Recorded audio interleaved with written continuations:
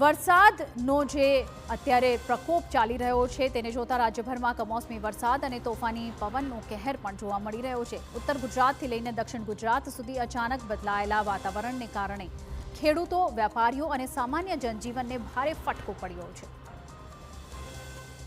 પાટણ જિલ્લાના રાધનપુર તાલુકામાં વાતાવરણમાં અચાનક આવેલા પલટાને કારણે ભારે નુકસાન સર્જાયું છે। આપને જણાવી દઈએ કે બાદરપુરા ગામ સહિત આસપાસના વિસ્તારોમાં ભારે પવન સાથે ધોધમાર વરસાદ ખાબકતા જનજીવન પ્રભાવિત બન્યું હતું। તોફાની પવનના કારણે અનેક મકાનોના પતરા ઉડી ગયા હતા, જ્યારે ગ્રામ્ય વિસ્તારોમાં અનેક સ્થળોએ વીજપોલ ધરાશાયી થતા વીજ પુરવઠો ખોરવાયો હતો। મોડી રાતથી વીજળી ગુલ રહેતા સ્થાનિક લોકોને ભારે હાલાકીનો સામનો કરવો પડ્યો હતો।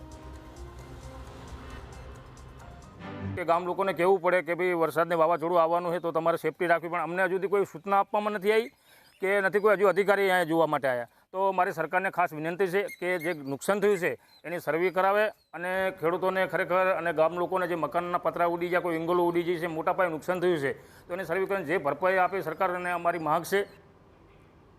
ડીસામાં મધરાત્રે આવેલા તોફાની પવન અને વરસાદે ભારે તારાજી સર્જી છે। વાવાઝોડા જેવી સ્થિતિ વચ્ચે એક કોલ્ડ સ્ટોરેજનો વિશાળ શેડ ધરાશાયી થઈ ગયો હતો, જેના કારણે લાખો રૂપિયાનું નુકસાન થયું છે।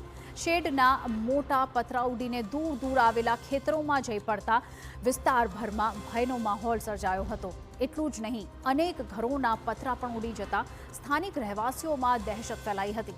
પ્રાથમિક અંદાજ મુજબ કોલ્ડ સ્ટોરેજના માલિકે આશરે 25 થી 30 લાખનું નુકસાન થયું હોવાનું પણ સામે આવ્યું છે।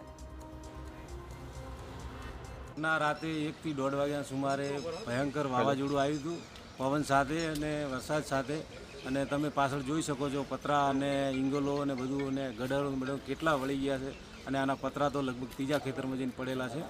અત્યારે નુકસાનનું કહીએ તો લગભગ 25-30 લાખ રૂપિયાનું નુકસાન છે। અમારા ગજાનન કોસ્ટ ઉપર આ પતરા ઉડી ગયેલા છે, અને જેમ કેમ કે પડતા ઉપર પાટું છે એમ ભગવાને લગભગ વાવાઝોડાથી અને બટાકામાં કંઈ આવતું નથી, અને બટાકાને લીધે નુકસાન છે। ત્યારે આ વાવાઝોડાને લીધે નુકસાન છે। ડીસામાં મોડી રાત્રે પડેલા કમોસમી વરસાદે માર્કેટયાર્ડમાં મોટું નુકસાન સર્જ્યું છે। વરસાદના કારણે માર્કેટયાર્ડમાં ખુલ્લામાં પડેલી મગફળી, રાયડો, બાજરી સહિતની કૃષિ પેદાશોની જે બોરીઓ છે તે પલળી જતા વેપારીઓને અને ખેડૂતોને આર્થિક ફટકો પડ્યો છે।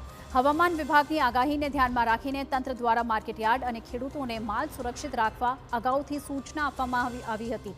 તેમ છતાં ડીસા માર્કેટયાર્ડમાં મોટી માત્રામાં કૃષિ પેદાશો ખુલ્લામાં જ મુકાયેલી જોવા મળી હતી।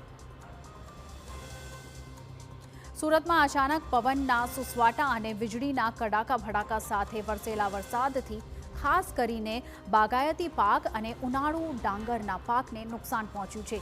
જે ખેડૂતોની ડાંગર વરસાદમાં પલળી તેઓ હવે વળતરની આશા રાખી રહ્યા છે।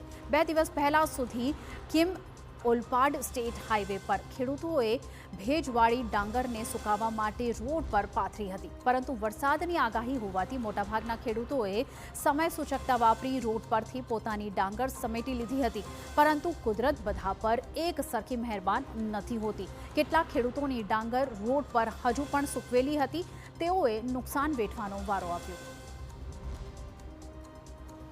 આ રોડ પર અમારું જે ભાત નાખવામાં આવ્યું છે એ પૂરું જે પીળાઈ ગયું છે। હવે બીજું કે ખેતરની અંદર પણ હાલમાં અમારા હજુ ઊભું છે ભાત, એ પણ પડી ગયું છે પવનને લીધે।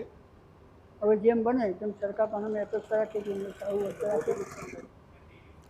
વડોદરાના વાઘોડિયામાં પણ ધોધમાર વરસાદે તારાજી સર્જી। વડોદરાના અનેક તાલુકામાં તોફાની પવન સાથે વરસાદ વરસતા આંબાવાડીમાં તૈયાર કરેલી કેરીઓ ખરી પડતા કેરીના પાકને ભારે નુકસાન પહોંચ્યું છે। સિઝનની શરૂઆતમાં જ આંબાના મોર જોઈને સોદો કરી લેનારા વેપારીઓ આ કુદરતી આફતથી આર્થિક સંકટમાં મુકાઈ ગયા છે। ત્યારે વાઘોડિયાના તવરા ગામની સીમમાં આવેલી આંબાવાડીમાં પણ કેરીના પાકને ભારે નુકસાન પહોંચ્યું છે। ગઈકાલે અચાનક વાવાઝોડું આવ્યું, એના કારણે ઘણી કેરીઓ ગળી જાય છે આંબાવાડિયામાં। અમે ઊંચા ભાવે રાખેલી છે વાડી, ઝાડના નાના મરવા હતા તારની રાખેલી છે વાડી। હવે વેચવાના ટાઈમે બધું અચાનક વાવાઝોડું આવ્યું, એમાં બધો માલ અમારો ગળી ગયો છે। આવા તો ઘણા વેપારીને નુકસાન થયું છે।